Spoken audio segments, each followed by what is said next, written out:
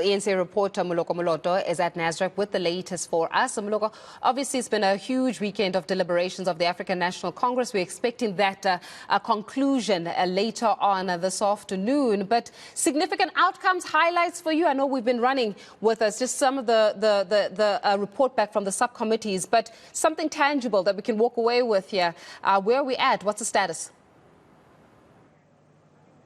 Good morning, Faith. Yes, indeed, the final day of this three-day policy indaba, if you like, of the governing party, the African National Congress, ahead of their national conference in December, where it will have to either reject or approve some of the proposals that delegates from provinces would have made here. Of course, coming into this meeting, the ANC itself admits that it's a divided organization, and they actually even admit that if things don't change, they stand a chance of even losing the 2024 elections. As you know, that they will have to face the elections, and it came into this meeting with problems both internally and externally. Internally, in that they will have to renew themselves, as they say that they will have to renew themselves to remain relevant and to keep on ensuring that they have the trust of South Africans. But also externally, they are facing an angry voter, Faith, in that the elections of 2021 local government elections was really a wake-up call for the African National Congress. And of course, we have seen the ANC president. You would be aware that coming into this meeting, two provinces, at least KwaZulu-Natal and Limpopo, had said that, look, scrap this step-aside rule. But we had the president, when he was opening this meeting, kind of like drawing a line in the sand, saying that this, as much as he did not really talk about the step-aside rule, but the whole measures of combating corruption, he says if the ANC is not going to be hard on those, South Africans will not forgive them. But let me bring into this conversation the national coordinator of the African National Congress Women's League, another structure of the ANC. Her name is Marupini Ramokgopa. Ma'am, thank you so much for making time. Maybe from the women's point of view, if you can just outline key submissions that you made in this policy conference. Thank you very much, Moloko. There are major two submissions that we have submitted to the conference, and they've been well received. The first one is to say that we would like the 50% gender parity in the movement to actually start applying to office bearers of the ANC as well, so that we don't only look at the structure as a whole, but the leadership, the strategic leadership of the ANC should also reflect the 50% gender parity. We are also saying that we would like to actually adopt. Carry on, ma'am. Okay, we would actually like to adopt, and we submitted this to plenary and in commissions, the zebra stripe principle that has been used in parties like SWAPO, where if the president is a woman, the deputy must be a woman. So must be a man. So that's what we are actually putting forward to this conference. And as far as we are concerned, we believe that it has been well received by majority of the delegates that are here. The second one that we are definitely pushing is that we would like to revive and see the resourcing of the gender machinery in the country.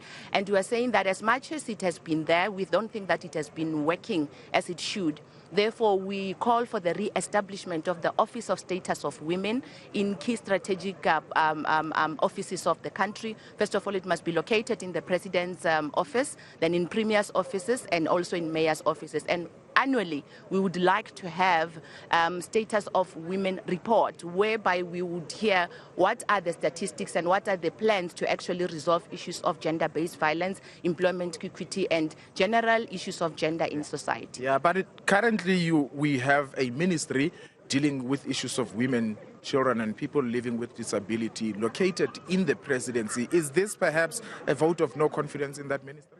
Definitely not. We're actually calling that it should coordinate. It should be coordinating structure of this particular gender machinery that we are calling. However, we do believe that it will be better if the number one citizen of this country take responsibility to actually, or the number one office takes responsibility of issues of gender-based violence and women emancipation. Because if you can remember during the lockdowns, the strict lockdowns, the president did say that gender-based violence has actually become a pandemic. Therefore, we believe that if we locate it at a position where there will be much more power to actually deal with this issue, we would be able to get results that we need. You were saying that you are proposing that if the president of the party happens to be a male, the deputy has to be a female. Yes, we are seeing this in provinces where the premier is a male, the speaker of the legislature happens to be a female. You are winning in that regard. But when it comes to the elections, particularly of the officials, both at the national level and even in provinces, I mean, we saw you as the ANC celebrating the election of a woman occupying the position of deputy chairperson for the first time in the history of the ANC in KZN. And some people were like, but this should have happened a long time ago. My question, therefore, is how are you going to convince the branches that to change their mindset? Because if you're going to put it as a rule, it's almost as if it would be mechanical. Isn't it supposed to be studying at a level where the branches are consciously aware of the significance of women representation in strategic positions in the ANC? We do believe that introducing quota system is actually a start and a basis at which people's minds can be transformed to what we would like to see. If you can look at the issue of BEE or the issue of making sure that we transform the race of the economy of the country, it started first with quota. So we believe that we have to start with a quota so that it can be a practice. And members of the branches as society, members of society, would then now start seeing this as an important principle that should be able to be practiced everywhere, not only in the ANC, but in different institutions of society. So we do believe that a quota system will definitely assist. You were appointed recently, along with your colleagues, the task team having to deal with issues of women. There's no elected structure that's representing women of the ANC. When are you going to an election, and is it going to happen before the national conference of the ANC? We are given 9 months to actually make sure that we do take this entity to conference and to build structures of the ANC Women's League also in provinces and in regions. So 9 months in our calculation will be sometime around April, May. So that's where we do believe that we will be done in ensuring that the ANC Women's League have got structures on the ground and in the entity as well, or on the national level, to represent the women with a mandate from its members. All right, let me take you back to the second last question. When you say quotas must be introduced, you are going for the national conference now in December. Who, between the president and the deputy president, would you be supporting? Would you be saying a woman must take over as president or must come in as deputy president now in December? We are saying exactly what I said. In the office bearers, we would like to see 50% parity. That's what we are fighting for. We will discuss on who we would like to position as individuals of this particular movement. But for now, we are fighting for a principle that we do believe that it will assist us instead of just concentrating on names. We want to make sure that a principle is being implemented not only on the national leadership, but from provinces up to branches. That's what we would like. But surely if Ramaphosa retains the position as president, you want his deputy to be a woman. That is the principle that we are fighting for. We said that we would like to see the principle of zebra stripe, where if the president is a man, then the deputy must be a female. That's what we are fighting for. Finally, we have seen violent attacks just recently in Krugersdorp, the killing of young people and the raping of young people who were filming a music video there. Your position as Women's League, considering the fact that we are continuous to see these attacks, killings and rapes on defenseless women in our country?